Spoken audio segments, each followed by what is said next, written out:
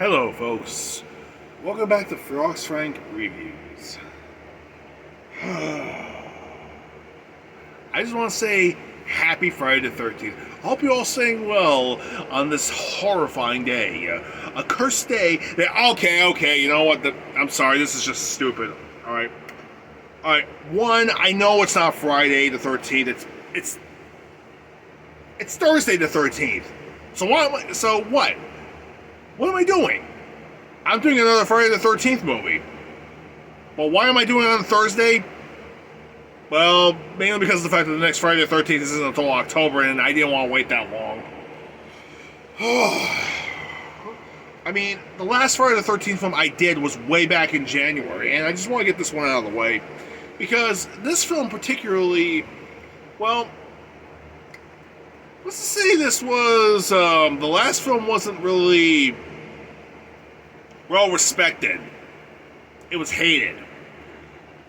Okay, to be fair, it's gotten a massive cult following over the years, but the one we're going to review today did not need a mass cult following because it was actually well liked by, well, surprisingly, it was, like I said, it was well liked by the moviegoers in general, moviegoers in general, Jason fans, Friday the 13th fans in general, horror fans in general kind of like this one. And I've actually heard and people say this one's got some really decently good reviews. So today we're going to be looking at the next chapter in the Friday the 13th franchise. Why am I doing this today on a Thursday in the middle of July? Well, it was either that I do it way back in June 13th, but yeah, I kind of missed that date already. Yeah, so happy belated birthday, Jason Voorhees. Yeah, and good luck with your upcoming series on Peacock. I'll get to that a little later. Anyway, today's film is Friday the 13th, Part 6, Jason Lives. And yes, this one is actually also rated R. However, this is by far the most clean-cut Friday the 13th film. Why? Well, here's the thing. This one here, the fifth film, was actually riddled with tons of drugs and sex. So, and there was also that so-called controversy with the sex scene with that actress, where it was actually heavily extended in the original version, but it was cut down by the FCC. Yeah. Part 5 had a lot of cuts made to it, though. This one, on the other hand, did not need that many cuts. Because this one was actually more clean cut, and it was actually made, well, no drugs on set. Yeah, I know some of the films actually had drugs on set half the time, where the actors did actually do drugs on set. This one didn't. Yeah, this one is literally the most clean-cut Friday the 13th film. It is also the most beloved Friday the 13th film as far as the franchise goes. So yeah, it was well-liked. It was well-loved, too. So basically, disregarding everything that happened in Part 5's ending, where do we begin? Well, what happened in Part 5? Tommy Jarvis went completely crazy, and we're told he actually stabbed the woman who went to go visit him in the hospital. That actually didn't really happen. Here's the thing. This is stupid, but there's actually something here called, where the hell is it? The Tales from Camp Blood, or maybe not. Oh, wait. The Crystal Lake Massacres Revisited. Alright, this actually started happening around the time when Part 4 came out. Because it started to tell the tales of what actually happened in between the movies. This actually only happened mostly with this actually started with the Tommy Jarvis films, which is really weird. But hey, it worked. But we get an idea what actually happened. So what happened? Tommy just scared the girl like, "Rrr!" and he started running around the hospital like a madman wearing the fake Jason mask. "Rrr!" That's all he did. He didn't kill anybody.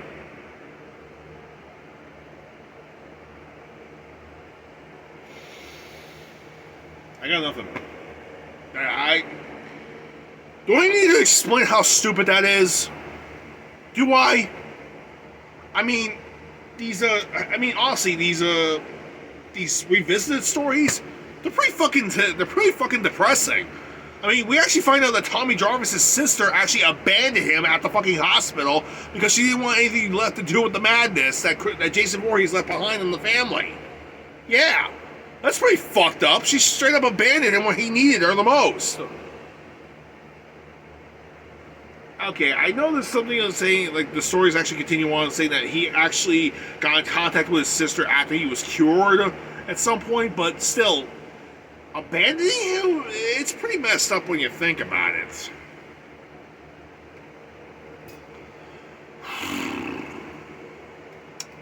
Yeah. So anyway, the movie's supposed to take place a year later. No, it doesn't. Since the chronological time frames in the movies never fucking add up, I'm gonna say maybe 3 years actually passed by after the incident happened in Pinehurst. All right, so we're actually introduced to a new location. Well, I'm not gonna say a new location because it's the exact same location. We're going back to Crystal Lake this time, except it's now called Camp Green Lake.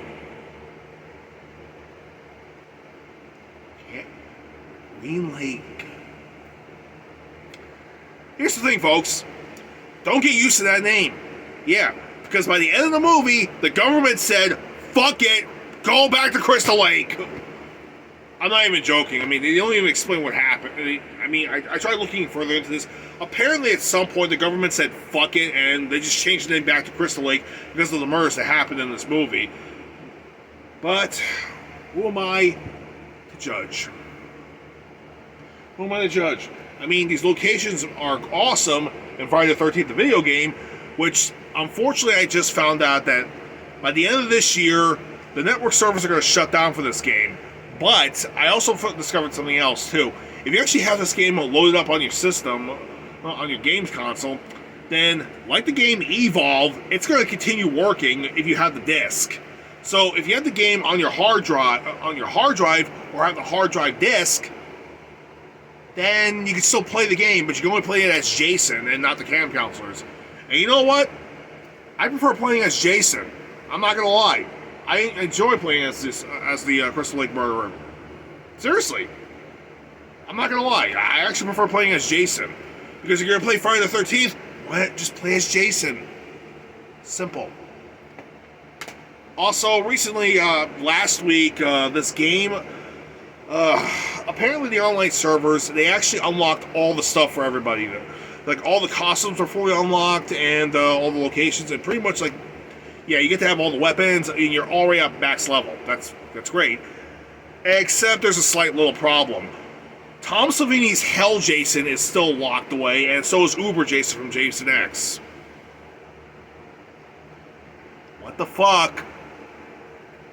Every other Jason's unlocked, except for those two. What the... Okay, look. Okay, I'm not going to go further into this, but I will say this. A new Friday the 13th game is actually been announced, and apparently it's going to be better than this one, supposedly. And also the lawsuit thing with Jason, I think it's finally over with, because Peacock actually got the green light to make a new series called Crystal Lake, and it's supposed to be going to be telling everything about Jason's origin story. So Jason's supposed to be going to be in the show. Supposedly. I hope so, because if any movie serial killer deserves a comeback, it's this guy. Come on. We want Jason to come back. I mean, come on, there's 2 more films left for Jason, 2 solo films left for him to get to number 13. Come on. 2 more films, or at least 1 film chronologically, but who the hell cares? Because we want 1 more Jason film. We want another one. Why? Because if Michael Myers can come back, why not Jason Voorhees? Yeah. Anyway, I'm just going on what I read online so far. So yeah, I know. Here's the thing. I was thinking about maybe having Rex coming on and talking about this game, because he actually started playing it recently and he's actually enjoying it. But here's the thing. If there's anything like Evolve, then when the server shuts down, the game will still work on your console. I mean, if you have the game actually already on your console, then you're good. Supposedly. Enough said. I've already blabbered on. Let's talk about part 6. Now, the movie takes place... I'm going to say the movie takes place a few years later. Tommy Jarvis is now of legal age, like maybe I think he's 18 or 19, because he's played by Tom Matthews this time around. The last film I did with Tom Matthews was actually Return of the Living Dead Part 1.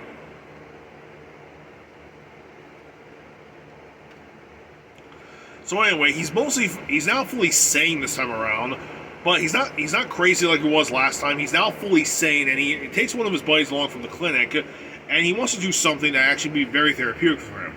Now, here's the thing: in the last movie, the mayor of Pinehurst told the sheriff of that town that Jason was dead and his body was cremated. However, after the events with Roy from the fifth film, suppose this happened all off camera, but in between the movies.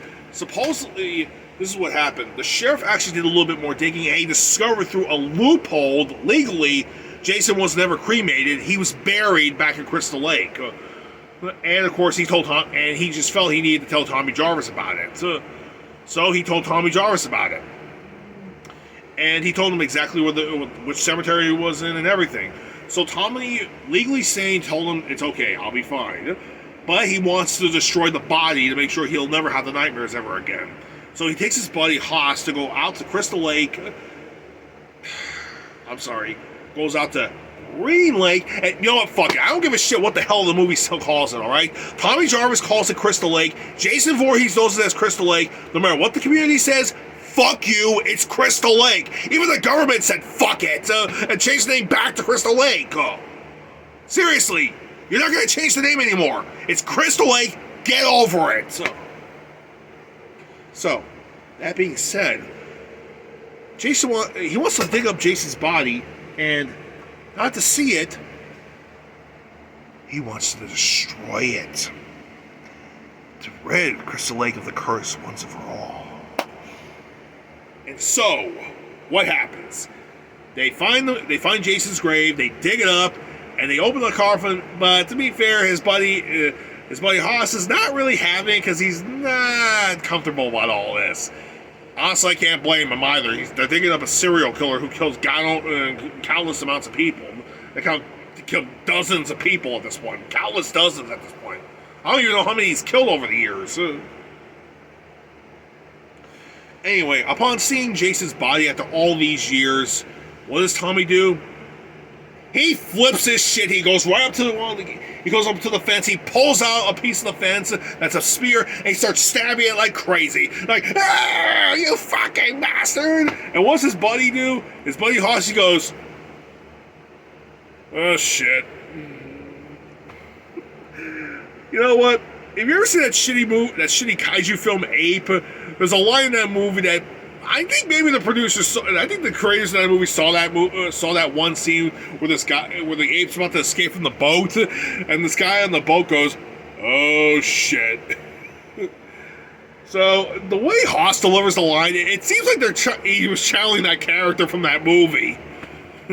Seriously, the way he looks at it, like, oh shit. So yeah. Also, they brought Jason's mask, too. Supposedly it's the exact mask that Jason had. It was reconstructed for FBI evidence, so I don't know how the hell they got it. There's like a plot hole there of where they got the mask. It could be a copy, but maybe it could be a copy of the mask, which I'm thinking it probably was for memorabilia, but they stopped selling them at one point because, well, it's the mask of a serial killer. So obviously they stopped selling it. So he grabbed the mask and he chucks it right at Jason's body. So they're about to fully cremate the body. They brought gasoline and matches, so they're going to cremate it. And here's something that happens that does... Oh, boy. Here's the thing. He left the pole inside of Jason, and lightning strikes it. So, thus waking Jason up like this. Huh? And so Tommy pulls the pole out, and as he pulled it out, Jason starts to attack him. Alright, they're clearly freaked out, but what's also kind of weird is it's like, in the previous film, Tommy actually had a foreshadowing dream about this early in the movie. Yeah, like Jason comes back to life and goes after Tommy. So it's like they're rehashing the elements from this movie into this one. Except it's not little boy Tommy, it's now grown up Tommy, which is fucking weird. So, either way, Tommy just chucks all the gas on Jason. He takes a match, he lights up a match, and Jason's just standing there, but then it starts to downpour. Yeah, it literally starts to downpour, and Jason's just standing there like this. I know if you have a TV, you brighten up the image, you can see the look on Jason's face and go like, was that your plan? Just the look on his face, he just goes, really? You gonna set me on fire? That was your fucking plan? You just dug me up? What was your plan? You just dig me up, chuck gasoline all over me, and just light my body on fire? When a thunderstorm was coming in. Did you not think this through, Tommy? Did you? Huh? No, you didn't. Fucking dumbass. I'm just saying, if you look at Jason's face more clearly in this, even though he has his mask off in the beginning, but seriously, just the look on his face alone, that just sums it up. What I just said, what Jason was thinking, it's like, yeah, that just sums it up. Anyway, Hoss actually tries to attack Jason by hitting him over the head with a shovel, but the shovel blade comes right off the second it makes contact with his head. Jason turns around, punches a hole right through his chest, holding his heart, and throws Hoss right into his own grave. Yeah. And Tommy runs away. Rather than chasing Tommy, Jason gets the gloves that Tommy brought with him. He grabs the spear and he puts the mask on, turns to the camera, and we get the title sequence, which is kind of a ripoff of a James Bond movie. It was meant as a joke, but looking at this now, seeing how far I am into my in my reviews, I need to do a James Bond movie. I mean, look at my outfit right now. Look how much. I mean, seriously, I have a black T-shirt on, a course T-shirt on right now, with a black sleeveless hoodie, like so. I've gone through this skull cap several times. I got baggy ass jeans, white Adidas shoes, same gloves, and I have not done one James Bond movie. You know what? I gotta correct that mistake. You know what? Next month, I'm gonna finally do it. I am gonna do a James Bond movie next month. But not next week. I got something special planned.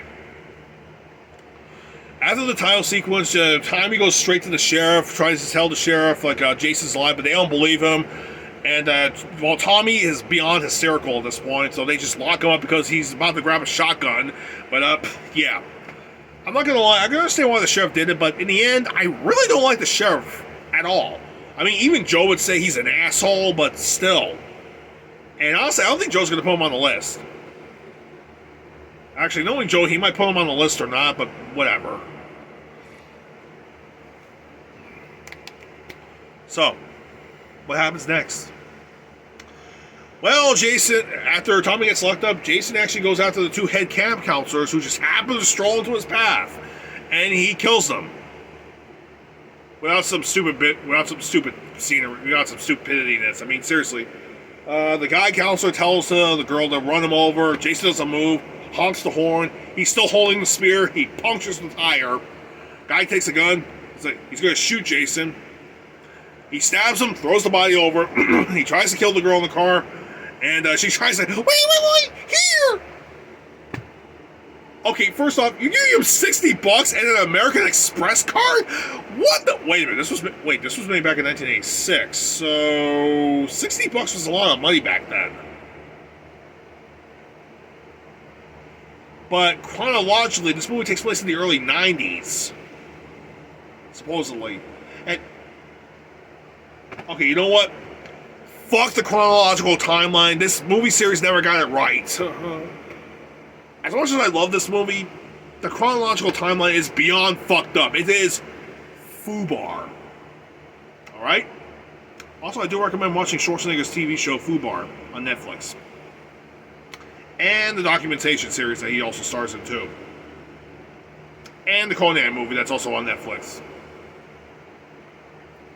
Damn it, I gotta do the Conan film sooner or later. Fuck! Hey, okay. Let's get this done with. So yeah, he up and kills her. The next morning, the sheriff's daughter, whose name is oh god, whose name is Megan, by the way. She basically becomes Tommy's love interest. They have like a little thing back and forth for a little while, but the sheriff basically tells Tommy to shut the fuck up about Jason.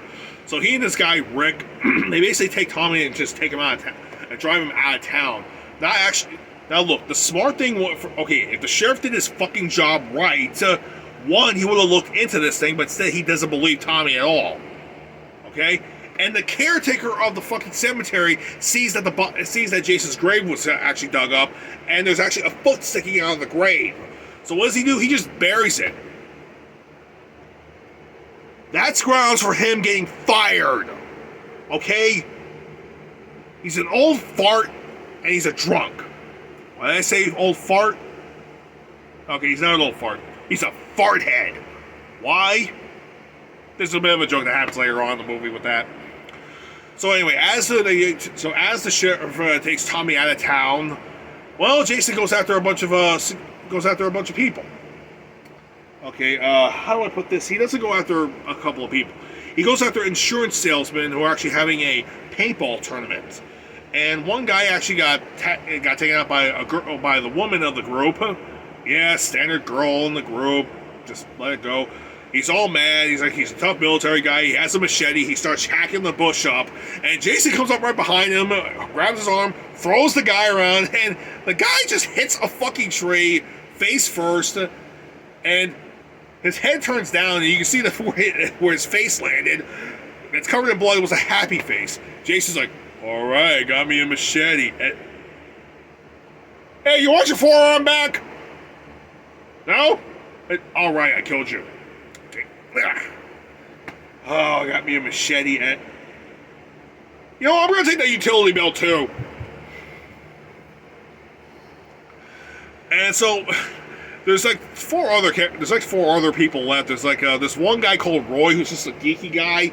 He's like we're talking about beyond geeky, all right? He's like very skinny. We're talking like little shriveled up skinny, and he's got big, thick rimmed glasses. Like, you know my glasses right here? Yeah, his are like about that thick, like you see where my middle finger and my thumbs are? They're that thick, like 80s geek whatsoever.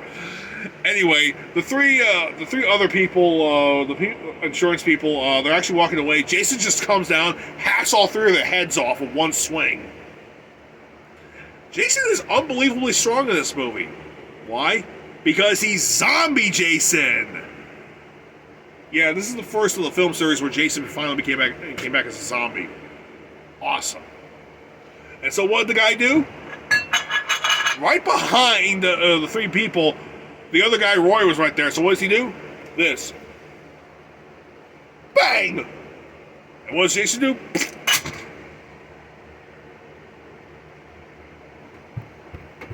He just power walks after him. And actually, that's something I gotta mention too. While Jason was alive, he can run, he could sprint for almost an hour and not actually get tired. But Zombie Jason doesn't run. All right, zombies have amazing endurance. All right, so they can take a lot of punishment, and they have a shitload of strength because of their endurance. They actually have no pain threshold. Jason doesn't have any pain threshold, and unfortunately, he's unable to run. So what does he do? He power walks, and when he power walks after you, you're basically fucked. How do I know this? Well, if you played the game, all the living Jasons in this game, they run. The dead ones, power walk. And there's only like, 3 Jasons in the game that are alive? Actually, there's something else I need to mention, too. Supposedly in that game, they were supposed to make, the last edition they were supposed to put in the game was Jason from 2009's Friday the 13th film. Yeah. And that fucking Jason was a beast. I mean, he was 6'7". He was jacked up. He ran. He used a bow and arrow. He had 2 costumes. Dude, he was. Now that was a fucking Jason. Yeah, unlike this one when it was a serial killer, that one was a fucking hunter. That's the Jason we want to see come back. That's the Jason that would have been perfect for this game. But no, he's not in this. God damn it. God fucking damn it.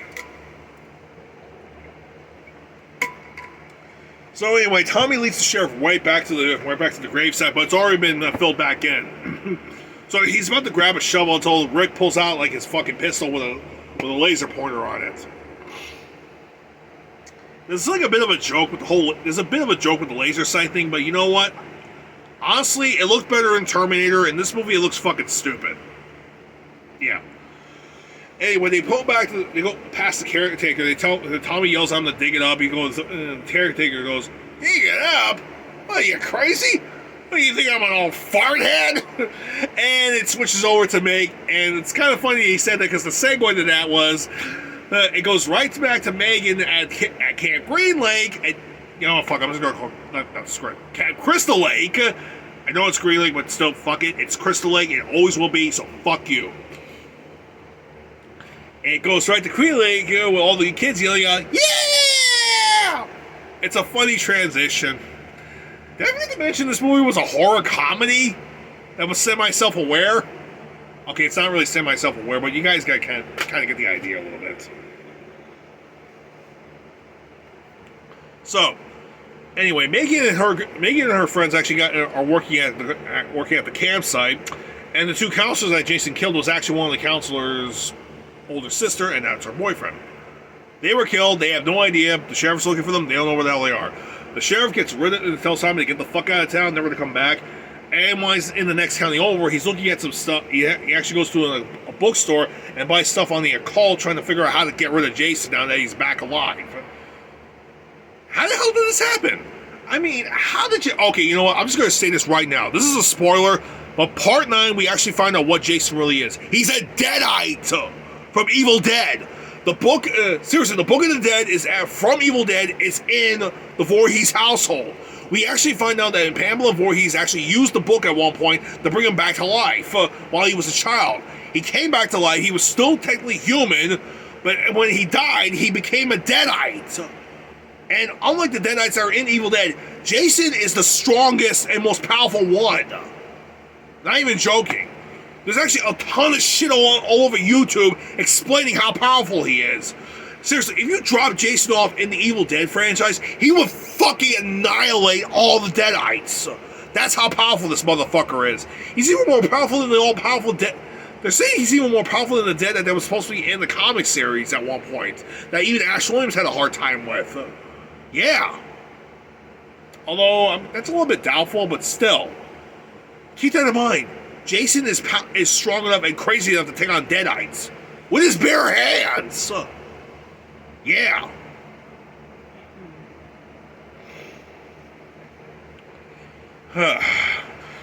Anyway, Tommy comes to the conclusion that the only way to fully get rid of Jason is to kill him and bury him where he originally died. Crystal Lake. Yep. And we come to more shenanigans with like one of Megan's friends named Court, and he's banging some girl named Sissy. No, not Sissy. I think Vic. Her name's Nikki. I'm sorry, her name is fucking Nikki. But here's a bit of a fun fact: the actress who plays Nikki was supposed to play the girl that got the shears to the face in Part 5, but they brought her back in this movie. Huh. So we have a sex scene with her in this movie, but she's semi-fully clothed. And here's the thing, they're banging inside of an RV, and Jason just happens to walk by, and he sees the RV going up and down. And you see him do this. Now I know in his mind he's going, well, if it's a rockin', I'm gonna come a knockin'. Okay, pull out the power cord. And while Corey and his girl go out to see what's wrong with it, though, Jason sneaks into the RV. They drive right off, and well, okay, Court's the one driving, and Nikki's actually she's rolling around in the back, and Jason's hiding in the bathroom. So he grabs her, and they just rumble in the bathroom until he smashes her face into the fucking wall. Now here's the thing: he smashes her face right into the mirror, and we don't see that. It cuts to her going into the mirror, but her face is actually being outlined on the outside of the RV. Yeah, he fucking smashed her face in. Dude! He is that fucking... Dude, if he can do that, that's how fucking... Did I forget to mention how fucking strong Jason is in this movie? Oh yeah. He's that fucking strong. Oh yeah. This Jason's beyond fucking strong. This is zombie Jason. This is a strong Jason. Anyway, he walks out of the bathroom. Anyway, Jason walks out of the bathroom and he sticks a knife in the cork's head, and the RV flips over. He just walks out like it's nothing. Like, yeah. Do not go into the bathroom. I left a nasty bomb in there. Just gotta give it an hour for it to air out. Off to Crystal Lake. Anyway, at some point, supposedly during this event, like Megan actually finds Tommy, and they meet up, and she actually gets him the equipment he needs. Well, the sheriff had actually left the station earlier, and he actually finds the counselors that were missing, and they find Roy's body hacked to pieces. And they also found out today's Friday the 13th. Go figure. They think it's actually Tommy doing all this, but if they actually had the coroner's report doing the time of death, yeah, the sheriff would have lost his fucking job at this point, because one, they actually died. Those people died while Tommy was in the sheriff's custody. Yeah, wasn't gonna work. Sheriff's a moron. I don't like him. I hate him. I want him to fucking die. Don't worry, he actually does die, so fuck it. At some points, we get a bit of a chase sequence going on. And yeah. They're actually driving in Megan's car while Megan's the one driving, and she actually puts Tommy in her lap, and Tommy's like, okay then, this is a compromising situation. I hope your dad is going to find us.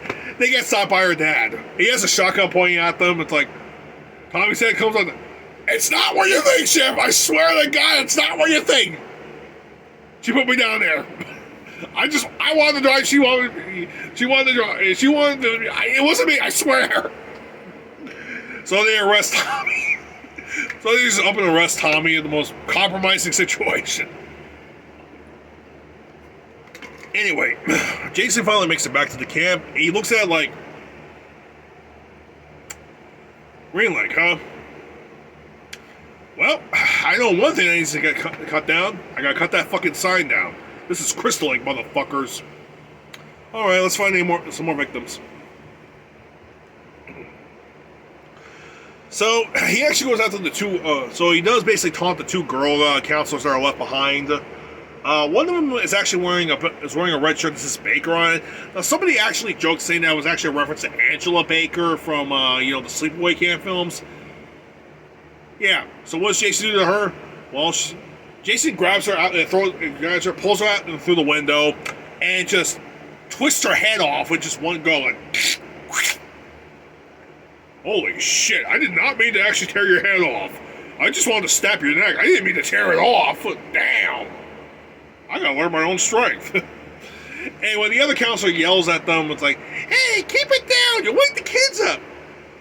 There are kids here? What? He just drops the head, grabs the body, walks by the girl's cabin, and there's this one girl this little blonde girl named Nancy. She keeps waking up in the middle of the night, which is ridiculous. And she just happens to see Jason, which is so stupid how it just happens. Anyway, she finds Jason's machete, goes to the remaining counselor, and the remaining counselor calms her down and brings her and just puts her back to bed while Jason stalks her. And she goes back to the cabin, and she's a cute little camp. She's a camp counselor. She's very cute. She's very adorable. She doesn't look like she looks like the type of girl you would see survive at the end of this movie. Nope! Jason comes barging right in, and we don't even know what he does to her. He throws the body around like a rag doll, tosses it right back into the cabin. We have no idea what the hell he did to her. The whole room is covered in blood. It's like, Jason, what did you do? I don't know. It's up to your imagination. Okay then. The sheriff is more than convinced that Tommy's actually the killer, and he heads over to the state troopers, and they have to go back and they're heading over to the camp to see why nobody's been calling. They tried calling, the phone's disconnected. They don't know why. That's because Jason pulled the cord out earlier. Anyway, okay, so the deputy wrecked the one with the laser on the gun. Yeah, Tommy and Megan pull up some ridiculous bullshit show that actually works on Rick. So Megan grabs his gun and just has the laser sight on. It's like, Megan, stop clowning around. And keep this in mind, visually, the laser is on his nose. And he goes, I'm not the one with the funny red nose. She's right, man. Where the little red dot goes, boom! So they take his gun and they lock him into the cell and throw away the cape.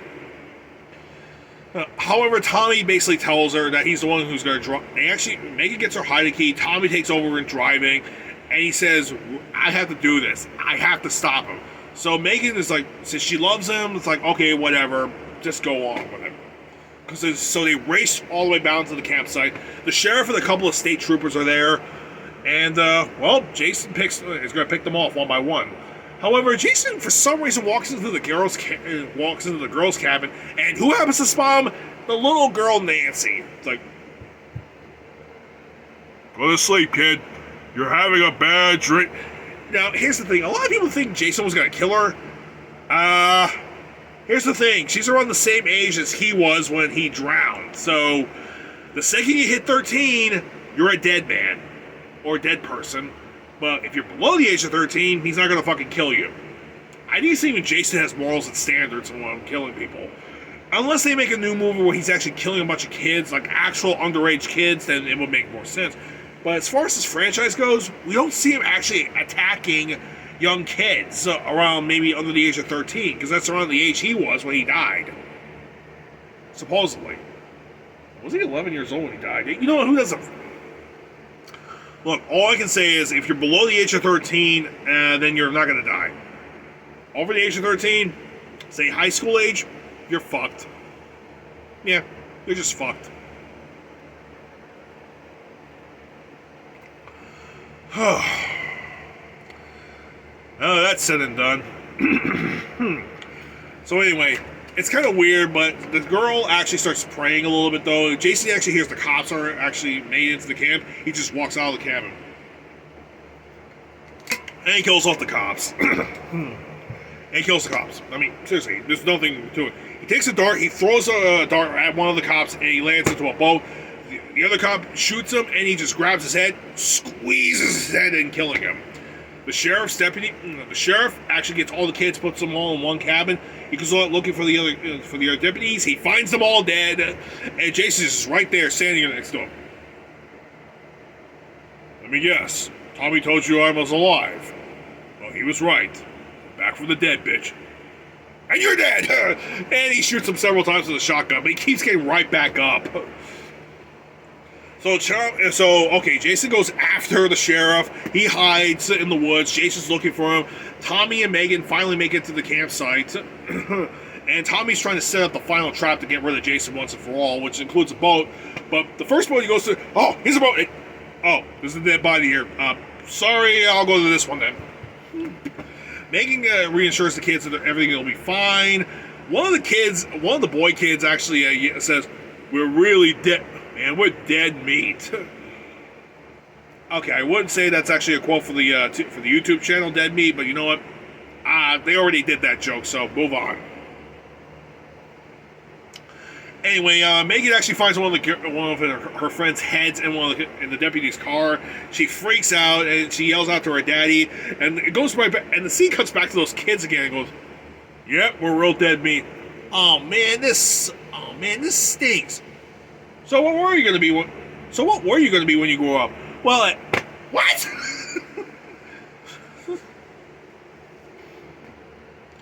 Megan's yelling. It gets Jason's attention, so Jason just tries to walk towards Megan and where she is.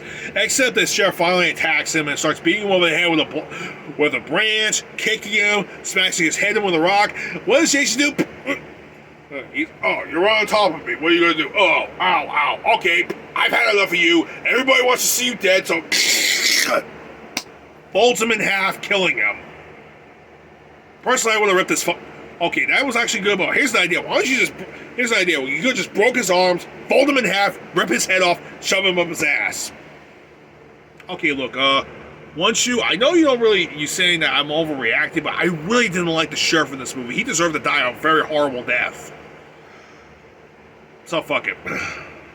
So anyway, Tommy goes out in the middle of the lake yelling for Jason, and Jason actually goes into the cabin. But here's the thing: he doesn't do anything. He just stands there in the cabin, scaring the kids. So he's just standing there, and he goes out there, and he goes through the wall, tries to kill Megan, but Tommy gets his attention. And since Jason has a bad thing for Tommy, he goes right after Tommy. He just power walks right into the lake. It's like, I'm gonna kill you, Tommy. I'm gonna kill you. So, yeah, Jason walks in the lake. So Jason and Tommy literally struggle in the middle of the lake on the boat, and Tommy actually pours gasoline around the boat and lights it on fire. And while Jason and him are literally just wrestling on the boat, on the little rowboat right there. I should mention this boat actually has a motor on it too. So, yeah, it's one of those type of boats. Actually, it's a semi-rowboat and a motorboat. Yeah. Make sexual jokes here if you want. I'm not going to. So yeah, they struggle, and okay, Tommy was able to wrap a chain around Jason's neck that's attached to a giant rock, and Jason just does one leap and caves the whole boat in. And while Jason can't go, he's like, oh shit, I can't get him out of the water. So he chokes out Tommy trying to kill him. Megan jumps into the water to try to save Tommy, but Jason tries to pull her down. And while Megan turns on the boat and actually hits it over and brings the motor blades right to Jason's face, cutting his neck wide open. Like from here, like from right where his chin is, down to his, like right around here, the motor thing just cuts it right open, making him bleed out. So anyway, Jason's finally dead again in Crystal Lake. Not Green Lake, Crystal Lake. He belongs. Tommy says, it's finally over. Jason's home where he belongs. And we see Jason's dead body just in the water. Like he's not getting up, but we do see his hand clenched to a fist. Camera goes to his eye. He's still alive, but he's not going anywhere. Roll credits, and we get Alice Cooper's Man Behind the Mask. Also, earlier we got to hear a couple of more Alice Cooper songs in this movie too. So clearly, Alice Cooper is a fan of this movie. He is a fan of Jason Voorhees, and he lent his music to this film. Like for example, the scene where Court's driving the RV, they were playing the song "Teenage Frankenstein." Hey, it's Alice Cooper. Fucking name. I love the guy. And that, my friends, was Friday the 13th. Part 6, Jason Lives. And I know it's a little weird I'm doing it on a Thursday, but you know what? Hey, this is a good movie. It's actually well liked by many moviegoers and the fans in general. So yeah, it's a well-loved movie. Well directed, and well, this one didn't need any cuts at all to it whatsoever. Also, oh shit, I forgot to mention, like, there was actually a post-production thing they actually did where they added a couple more kills. For example, there's this night couple that was actually just having a camp out for a little romantic getaway, and the caretaker too. Oh my god. I said the caretaker deserved to die. Guess how he dies? He walks in the middle of the path, he throws away his liquor bottle because he's so drunk, but he doesn't hear the thing break. So what does he do? Turns around, Jason's holding the liquor bottle like this.